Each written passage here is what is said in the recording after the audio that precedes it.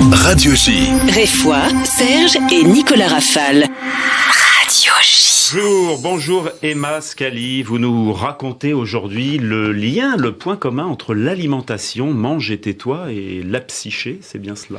Oui, tout à fait. Alors, bonjour à tous, bonjour Serge Rafale, bonjour Nicolas Rafale, bonjour Serge Herbeck. Alors, bien sûr, eh bien, depuis l'origine des temps, en fait, la nourriture a conditionné la survie des animaux humains que nous sommes.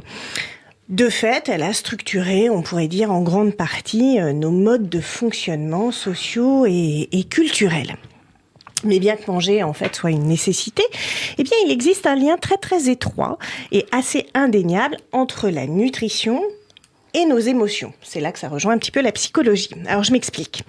Aujourd'hui, on ne mange pas uniquement, ou on ne mange plus uniquement par nécessité. D'ailleurs, la nourriture est disponible en grande quantité, en grande variété et de manière quasi permanente dans nos sociétés occidentales.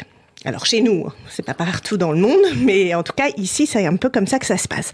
Et elle est au centre de notre vie sociale. Vous évoquiez le strudel tout à l'heure. Les événements familiaux, amicaux, les fêtes d'anniversaire, les repas d'affaires. Eh bien, dans toutes ces situations, en fait, la nourriture, elle n'est pas uniquement, j'ai envie de dire, considérée comme un moyen de subsistance, mais comme un vecteur d'échange et de communication interpersonnelle. Or, qu'est-ce qui se passe? Dès sa naissance, le nourrisson s'alimente par nécessité physiologique. Il ressent la faim, il réclame de la nourriture, et puis il ne cesse finalement de s'alimenter que quand il arrive à satiété. Cependant, à l'intérieur même de ce fonctionnement, qui est un fonctionnement archaïque, eh bien, il se tisse une part du lien affectif entre ce qu'on pourrait appeler en fait la mère nourricière ou toute autre figure parentale. Ça peut être le papa, les grands-parents. N'empêche que c'est la mère nourricière et l'enfant.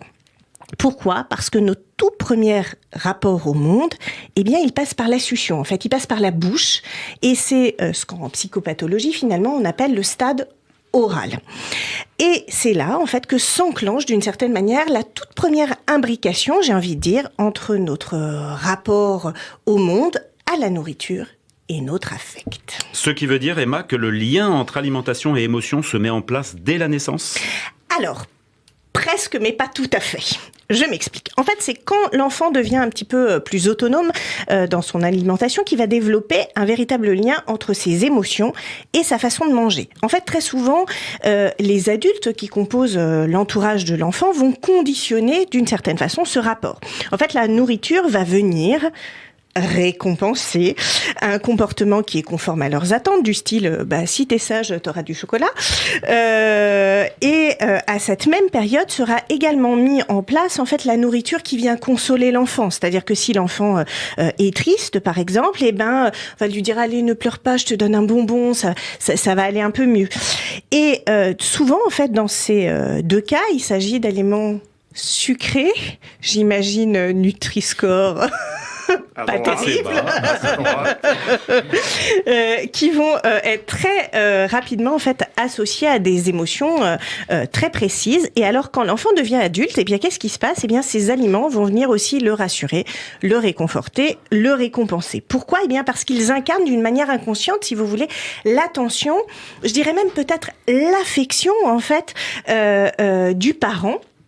Et inversement, en fait, on va se rendre compte que parfois des émotions comme la colère ou la tristesse, eh bien, vont nous couper l'appétit. Ce qui veut dire en fait qu'il y a quelque chose qui se passe autour de cet affect, autour de cette alimentation, comme si en fait, par exemple, le vide affectif ou l'absence du parent, eh bien, était compensé par la nourriture, un peu comme un doudou, si vous voulez. En fait, tout dépend de l'environnement dans lequel on a grandi et dans lequel on se retrouve en fait à l'âge adulte, parce que la première chose qu'il faut bien comprendre, si vous voulez, c'est que l'alimentation, c'est un phénomène qui implique plusieurs choses, qui implique l'esprit, le corps et l'environnement dans lequel on a grandi ou dans lequel nous sommes.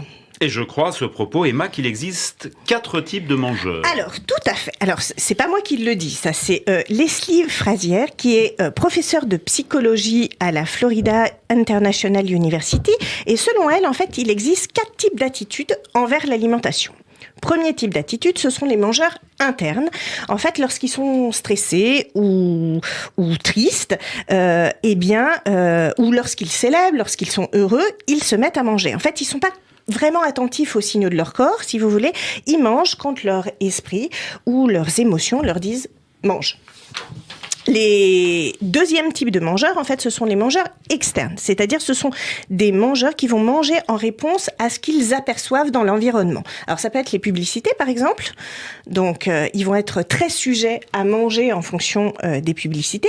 Ou alors, si leurs proches prennent une collation, par exemple, eux aussi en auront envie. Ça, ce sont les mangeurs externes. Ensuite, on a les mangeurs restrictifs. Alors, les mangeurs restrictifs, ils vont se concentrer sur ce qu'ils mangent et en quelle quantité.